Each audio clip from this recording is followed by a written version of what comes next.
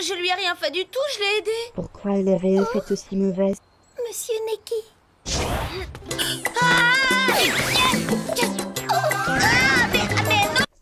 On revisionne? Non mais regarde-moi ce faux raccord ignoble! On voit clairement que le bâton de Negi est par terre et qu'il apparaît dans son dos quand Asuna le porte! Je crois qu'on nous regarde. Merde! Oh, purée. Oh! Salut les otaku! Et ceux qui ne le sont pas encore! Et bienvenue dans l'Ota Critique! Pour cet épisode, on va parler d'un film drama, Gothic and Lolita Psycho.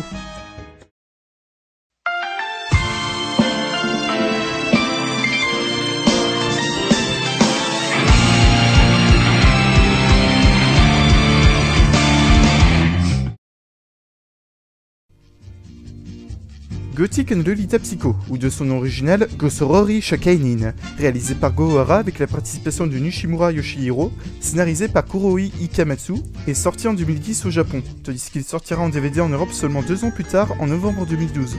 Go Ohara compte à son actif la participation sur le travail des scènes d'action de Devil May Cry 3, ainsi que 2 films dont il fut le réalisateur, en complément de celui-ci. Le premier, Geisha Assassin, également appelé Geisha vs Ninja, sorti en septembre 2008, et An Assassin en 2011. Concrètement, le bougre est connu au Japon pour proposer des films aussi nanars que particuliers. Mais après tout, vous n'êtes pas sans savoir que c'est monnaie courante au Japon. Et puis, comme le disait si bien le joueur du grenier... Japon!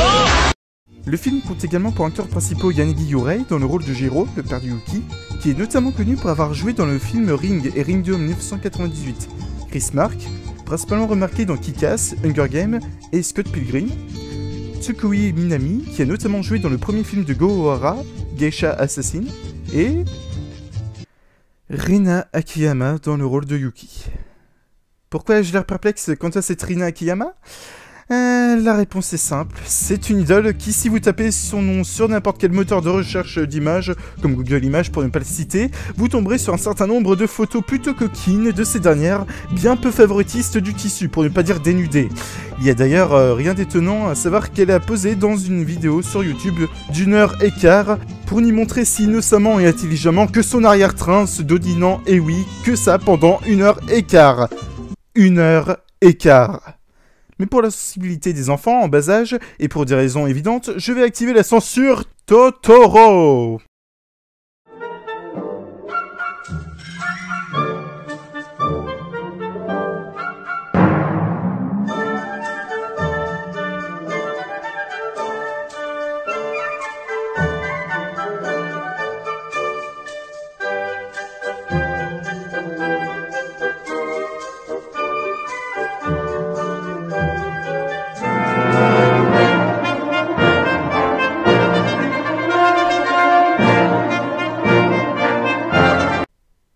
Vous ne verrez plus jamais mon voisin Totoro de la même manière. Bref, était-il vraiment nécessaire d'engager ce genre de fille pour le rôle principal de ce film? Personnellement, j'en doute. Quoique j'y reviendrai tout à l'heure.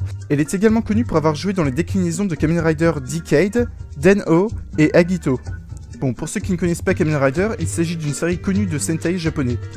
Qu'est-ce qu'un Sentai, me demanderont les non-initiés? Eh bien, il s'agit tout simplement d'un genre de série très populaire au Japon, reprenant un thème récurrent, celui des escouades de guerriers en armure colorée, Sen signifiant combat, et Tai escadron. Il y a beaucoup trop à dire à ce sujet, mais pour résumer, par exemple, Ultraman et les Bioman sont des Sentai, et les Power Rangers sont également des Sentai. Bien que le peu de Sentai que nous connaissons chez nous sont généralement des séries pour enfants, le genre de Sentai est souvent très pris au sérieux au Japon, tout comme la série des Kamen Rider. Mais bref, je ne vais pas m'étaler sur le sujet, jusqu'à là vous me suivez? Cool. Donc, après cette partie explicative sur tout ce petit monde qui a bossé sur le film, nous allons pouvoir en parler. Mais déjà, pour vous mettre un petit peu dans l'ambiance, on va regarder les bandes annonces du DVD. Allez, un peu de pub, ça fait pas de mal.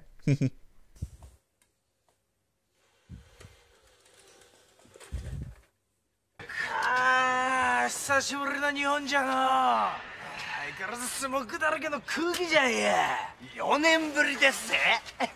若の顔を組の連中が見たら喜びますわ。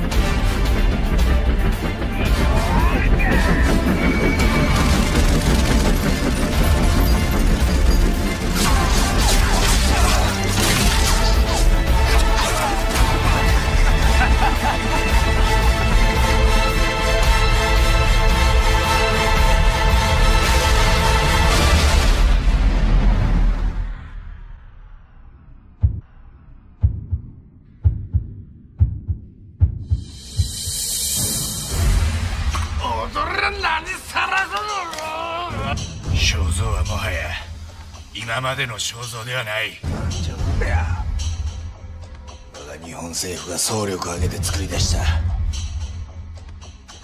極道兵器だ。極道兵器。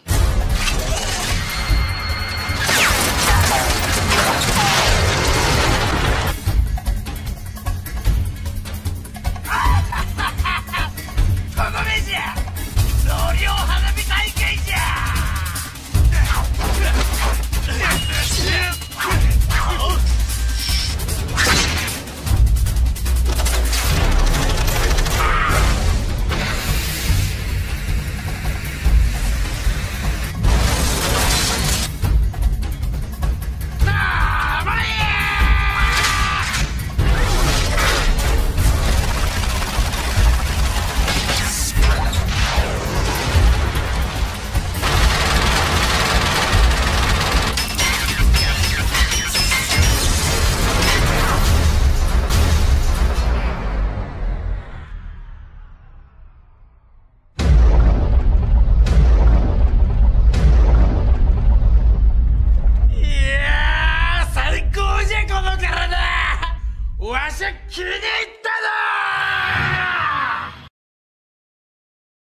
What the fuck? Il y a trop à dire sur ce drama, trop! Pourquoi la découpe du bras, l'hélicoptère et tout est aussi mal fichu?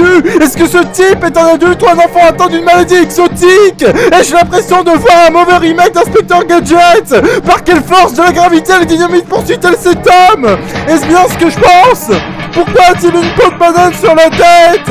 Est-ce qu'il reste une Pringles au piment dans le placard? Oui, il en restait! Pourquoi ont-ils greffé un canon sur son genou? Pourquoi? Pourquoi? Hein? Pourquoi? Pourquoi le Japon? Pourquoi le Japon? Pourquoi le Japon? Japon! Pourquoi es-tu Japon?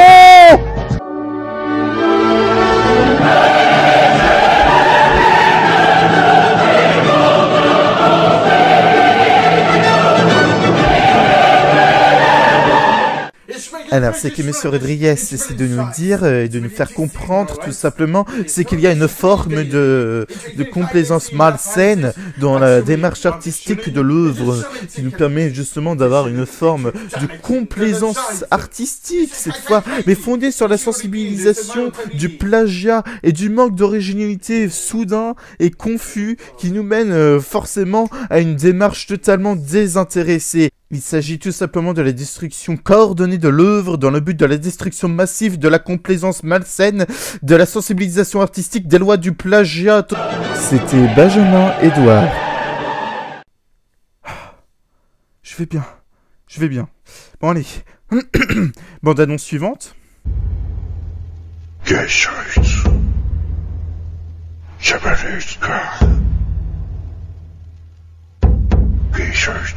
Voodoo. Geisha is wife. Geisha is what? 地獄へおいでやす。Machine gun built. Rural gun. Machine gun VX. Zero cover.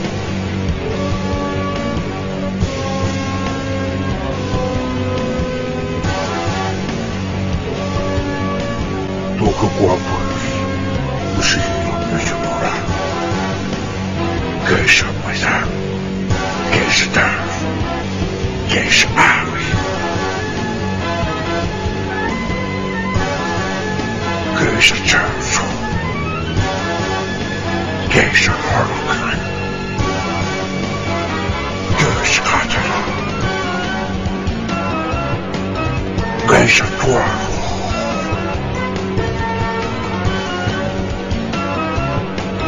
Samurai Warrior. Good success.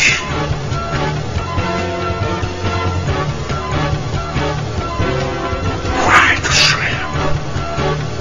There we go.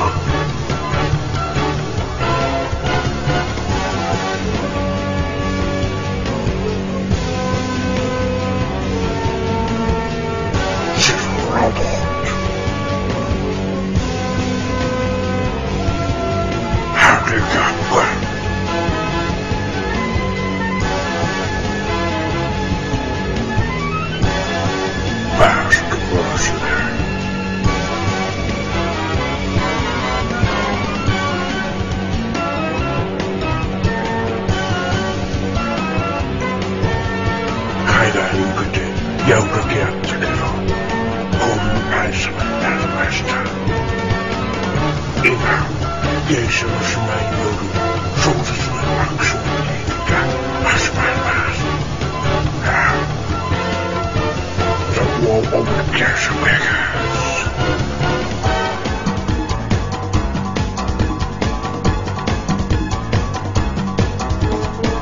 I am Kikuchi. Robocash.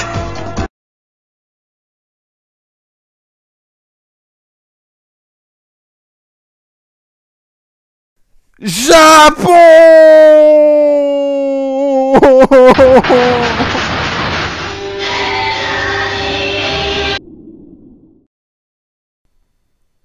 Bref, tout ça pour dire que si vous voulez un bon drama de Yakuza, évitez Yakuza Weapon, sauf si vous voulez vous marrer. Je vous conseille My Boss, My Hero, un drama plein de beaux messages et bien travaillé sur l'acceptation et l'accomplissement de soi. Et si vous voulez un bon film sur les geishas, évitez Robot Geisha, sauf si vous êtes barge.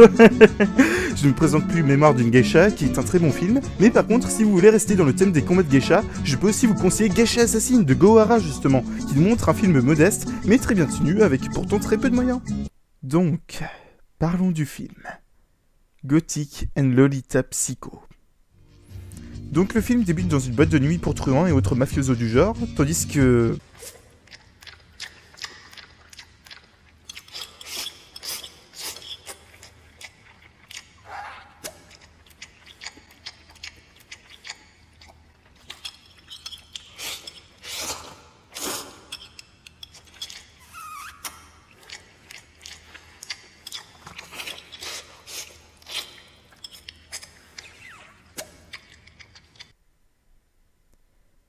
plus d'une minute à regarder un mec manger des nouilles. À part insister sur le côté burlesque de la scène, quel intérêt a-t-on de nous montrer un gros plan sur un mec mangeant aussi salement des nouilles, quoi? Bon, je suppose que vous avez l'habitude maintenant, vu que j'ai eu quelques retours sur l'épisode 1 d'Otacritique, comme quoi beaucoup de gens avaient vomi au passage du jeu des pénalités. Donc j'espère que vous avez prévu vos sacs pour Monsieur Nouille, et donc pour apaiser les mœurs, je vais vous repasser cette scène avec une petite musique pour égayer la situation. Ça ne vaut pas les nouilles. Au concentré tomate. Les pâtes, moi, ça mipote. Mais surtout une question me brûle les lèvres. Pourquoi insister autant sur cet homme mangeant ses nouilles? Y a-t-il quelque chose qu'on aimerait nous montrer derrière ces images? Aura-t-on la révélation dans un prochain film? Je vois déjà la gueule de la bande-annonce. Il était seul.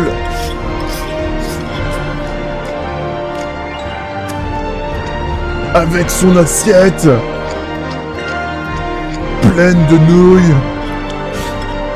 Il lui fallait ses nouilles.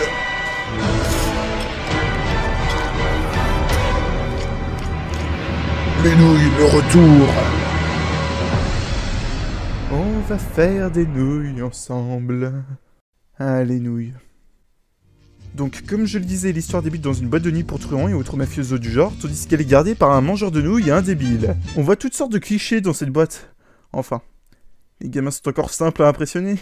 Alors vous voyez, c'est trop des méchants. Déjà le monsieur, il utilise un lance-flamme portable pour effrayer le monsieur. Je crois que c'est un chalumeau, mon papa m'a dit que ça s'appelait. Et même quand on a une bataille de salaryman dans un ring fait en cage d'ascenseur cassé, et le jeu de Paflama. Et... vous avez vu, il s'est fait mal à la main, et le monsieur le pousse, c'est trop mort de rire. Et après, on a le magique verse couteau. Attention, ça coupe. Et même qu'après, on a des danseuses traditionnelles. C'est trop bien, lol. Donc on remarque un assemblement de jeux truands aussi sordides que burlesques, tandis qu'arrive un jeu assez particulier, un jeu 2D version roulette russe. Vous êtes prêts? C'est le deuxième set.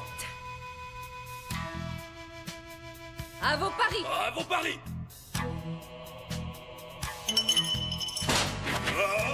Faites vos jeux! Que le meilleur remporte, messieurs! Choisissez! À vous de jouer! Père ou impair! Qui trouvera la bonne combinaison? Faites vos jeux! Faites vos jeux! Père ou impair, ce jeu est simple! Gros, Vous, qu'est-ce que vous décidez? Ce sera père ou impair? Choisissez. Cesario Rodriguez, le luchador mexicano-italien. C'est alors qu'apparaît Chris Mark, qui nous est présenté comme un américain sans nom, qui va remporter les jeux, et justement va descendre un des hommes du japonais en face. Ce dernier va nous proposer une session de la légendaire xénophobie japonaise envers les américains, qui va ensuite se retourner vers une situation pas possible, quand soudain, Sakie, oui c'est son nom, va s'énerver par rapport à l'énervement général, et va justement insister sur le fait qu'elle est chez elle, provoquant la colère du truand, qui va la traiter de pétasse, énervant ainsi Sakie, qui va justement... Qui tu as traité de pétasse, hein? Toi, pétasse. Je vais te détruire ton petit bordel. Et après, je te fume la gueule!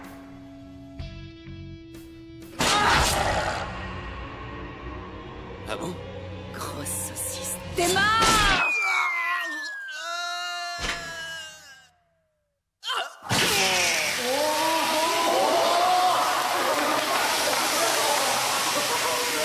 Le décapiter avec un crâne à lame d'os à l'intérieur. Mais regardez-moi la taille des lames par rapport au crâne, c'est évident que ça ne peut pas rentrer à l'intérieur, je ne sais même pas d'où est-ce qu'elle les sort ces lames. Enfin bref, c'est pas grave, c'est un film burlesque, mais quand même, c'est physiquement impossible ce qu'elle vient de faire là. Et donc elle le décapite avec son crâne à lame, et donc la tête du monsieur atterrit dans le jeu du paf la main, et paf la tête. C'était absolument drôle. Mais c'est alors qu'arrive... le mangeur de nouilles. Le mangeur de nouilles va conduire les méchants en prison. Vas-y, attaque-les, mangeur de nouilles. Et donc Yuki apparaît tuant le mangeur de nouilles et sautant à corps perdu avec son parapluie, affrontant tous les truands se mettant en travers de son chemin, puis affronte Sakie dans un combat dantesque. Après des enchaînements dignes de geisha assassine, Yuki parvient à tuer Sakie en lui scandant qu'elle agit ainsi par vengeance. Yuki rentre alors chez elle, où l'attend son père qui est un prêtre, comme 80% des clichés japonais. Ouais, sauf que c'est un prêtre en fauteuil roulant. Héhé. Yuki se souvient alors de son passé, celui qui l'a conduit sur le chemin de la vengeance, où tout est blanc, nous ont explosé les yeux. Ah. Allez, vous avez rien pour moi? Des cadeaux? Oui. Tu crois qu'on en a? Oui. Oh, il y a quelque chose ici. Qu'est-ce que c'est? C'est un cadeau. Papa et moi l'avons choisi à deux. Je peux l'ouvrir? Bien sûr. Qu'est-ce que c'est? C'est un cadeau. Non, c'est vraiment un cadeau? Bon, c'est pas comme si on l'avait dit avant, mais bon, c'est pas grave. Et donc après cette scène cliché, 5 visiteurs surprises arrivent et... Hélas, le soir où je devais hériter de cet ouvrage, 5 visiteurs surprises vinrent frapper à notre porte. Mon père tenta de nous protéger, mais les intrus qui se faisaient appeler les 5 maléfiques étaient bien trop forts. Référence à Sly Cooper, sans doute. Donc, après une très longue scène de gens se débattant face à l'assaut des antagonistes, Yuki est impuissante au meurtre de sa mère. Le souvenir s'achève alors que l'on retrouve l'un des 5 meurtriers qui est en fait un prof de physique, doté de pouvoirs psychiques qui s'amuse à soulever les culottes de ses jeunes élèves pour mater leur Totoro. Ce dernier s'en va alors faire du ménage dans le gymnase quand soudain, il croise Yuki. Débute alors un combat entre cette dernière et le prof de physique doté de pouvoirs psychiques qui...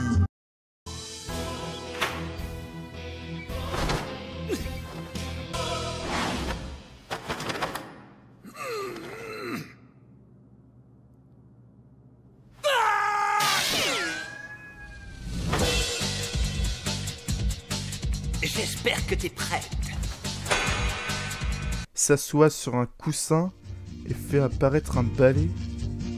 Débute alors un duel entre lui et Yuki, qui après multes acrobaties conduit le prof de physique aux commandes de son coussin volant afin de tenter de vaincre Yuki dans des attaques dignes du lac des cygnes. Not to fear, little children. I will help. Et donc, après un combat air-sol entre le prof de physique sur son coussin volant et Yuki avec son parapluie, le prof de physique ratterrit pour faire des grimaces incompréhensibles et pour se recoiffer, lui son balai. Yuki enchaîne alors sur une attaque de parapluie que le prof contre en s'enfonçant la pointe dans le Totoro. Il enchaîne alors des coups de poing sur le parapluie de Yuki en mode Okuto no Ken.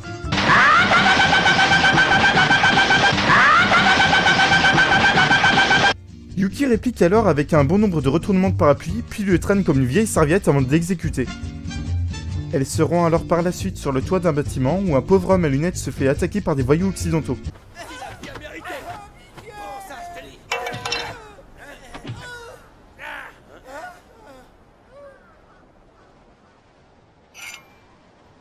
c'est ma moto.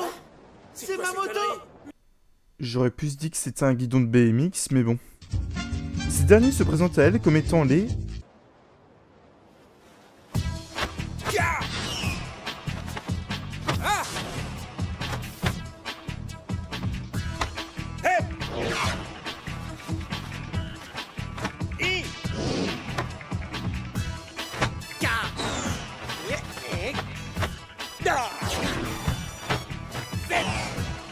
Alors, qui on est?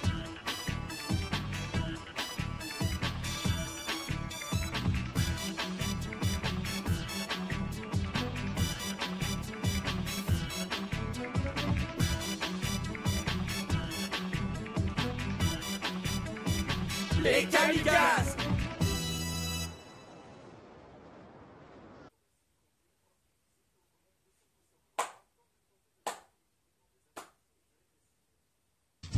Débute alors un combat aussi aérien et chorégraphié que grandiose entre Yuki et les kamikazes qui finissent par tous être vaincus.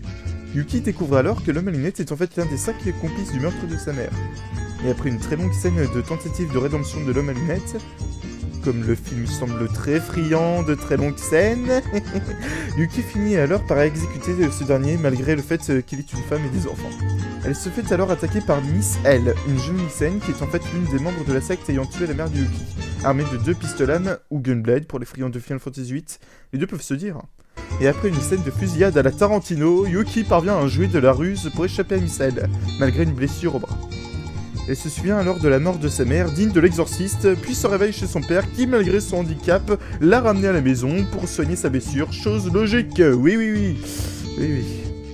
Quand arrive Miss L, qui après des attaques aussi farfelues que le fait qu'elle ait tiré des dizaines et des dizaines de balles avec seulement un chargeur par arme, Yuki utilise alors un parapluie mitrailleuse pouvant tirer un nombre incalculable de balles alors qu'il n'y a pas de chargeur.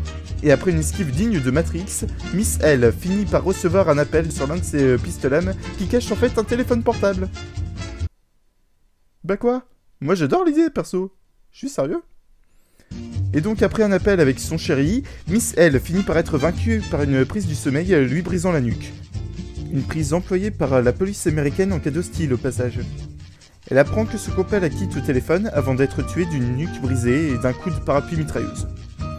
Arrive alors le moment fatidique, le combat face au dernier membre, le chef de la secte, Masato.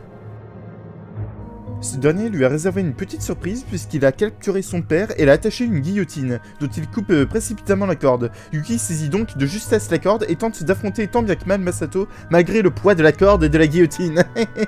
Elle tentera de tenir bon et va même jusqu'à voler pour attraper la corde, mais tous ses efforts seront vains puisqu'elle va lâcher la corde, causant ainsi la mort de son père. Donc après la mort de son père, Yuki entre alors dans une rage insoutenable et finit par se transformer en un mélange entre la fille dans l'exorciste, la dame en noir et le diable en personne. Un démon quoi. Masato le révèle alors que sa mère était également un démon et qu'il tue justement les démons pour que son bras devienne celui de Buffy dans One Piece. Ou Elastigirl, c'est pareil. Et donc Yuki, après une salade de coups de poing élastiques, finit par arracher le bras de Masato, puis le tue avant une touchante scène de retrouvailles fantomatique avec ses parents avant de redevenir humaine. C'est alors que Yuki devra à l'avenir affronter la guilde des chasseurs de démons. Et fin. Une bien belle histoire, n'est-ce pas?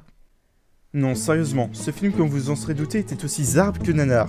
Je sais d'avance que vous allez me dire que c'est comme tirer sur l'ambulance que de critiquer un film japonais du type Grindhouse. Surtout un film des productions Sushi Typhon, dont je vous invite à voir les films qui sont tous aussi barges les uns que les autres. Mais il faut le reconnaître, ce film a quand même plusieurs erreurs, en oubliant le côté burlesque accentué, en particulier concernant la durée de certaines scènes, qui par leur trop longue durée cassent le rythme du film, ainsi que le jeu d'acteurs de certains, qui, au-delà d'être discutable, souffre malheureusement d'un léger manque de percussion et d'intérêt de la part des scénaristes, au niveau des dialogues notamment.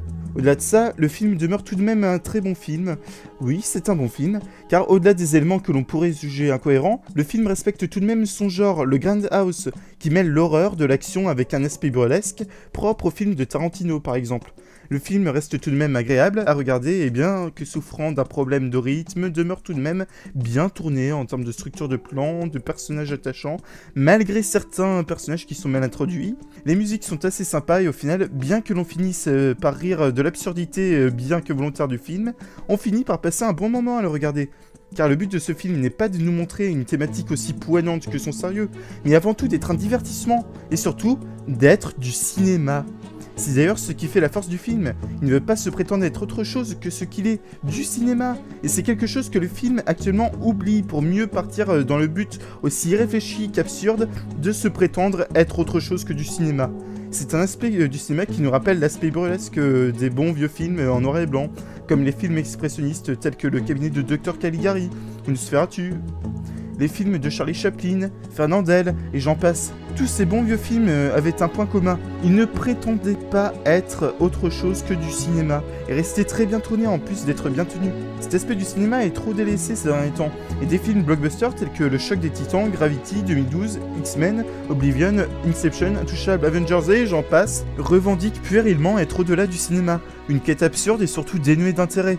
En effet, chaque film a sa revendication artistique et idéologique. Cependant, je trouve idiot de privilégier un film ayant une démarche sérieuse, voire trop sérieuse, avec un énorme budget, à un film plus modeste, aux simples revendications de faire du cinéma pour faire du cinéma, et simplement du cinéma. Mais après je dis ça, mais chacun a le droit de voir le type de film qu'il souhaite.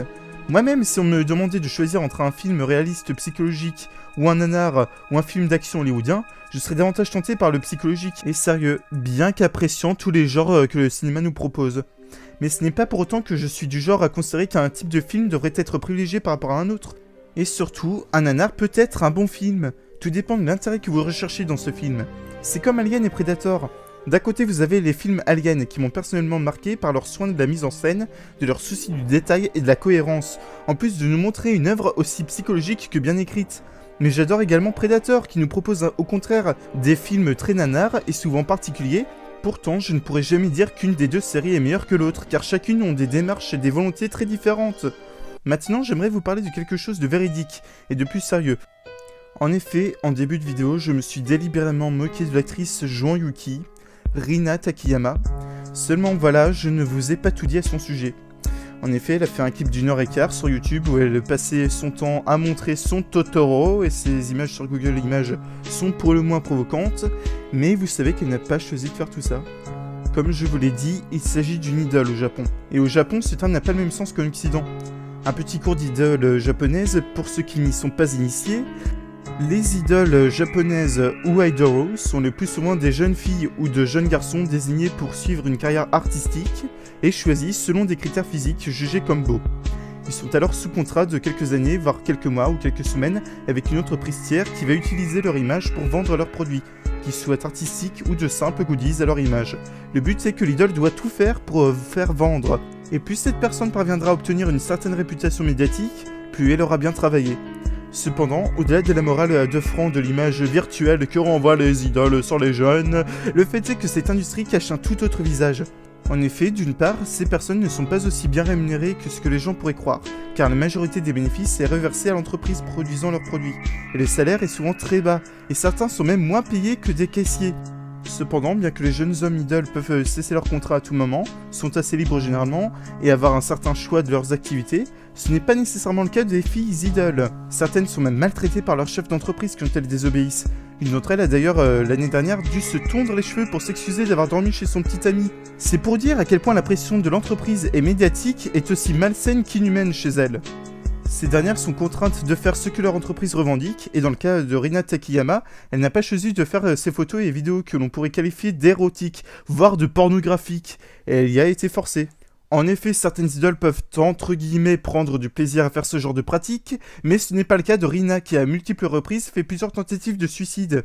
Fort heureusement, ou fort malheureusement, aucune n'a abouti. Mais au-delà de ce poids qui pesait sur elle, ce qui l'a sauvée un jour, ce fut l'appel de Satoru Ishinomori, qui lui proposa un rôle dans Kamen Rider. Depuis, elle a déjà joué dans 2 autres déclinaisons de Kamen Rider, ainsi que plusieurs films, dont Gothic Lolita Psycho. Le cinéma lui a ainsi permis d'avoir une forme de libération qui lui a permis d'oublier le poids que sa condition d'idole pesait sur elle. Rina Takayama adore le cinéma, et ça se ressent dans son jeu d'acteur. On peut donc dire que Gothic Lolita Psycho lui a permis de se lâcher, et qu'il fut une réussite en partie grâce à elle. Donc au final, au-delà de cet aspect triste mais sérieux, Gothic Lolita Psycho, bien que souffrant de problèmes de rythme et de certains dialogues mal agencés par le scénariste, reste tout de même un bon film.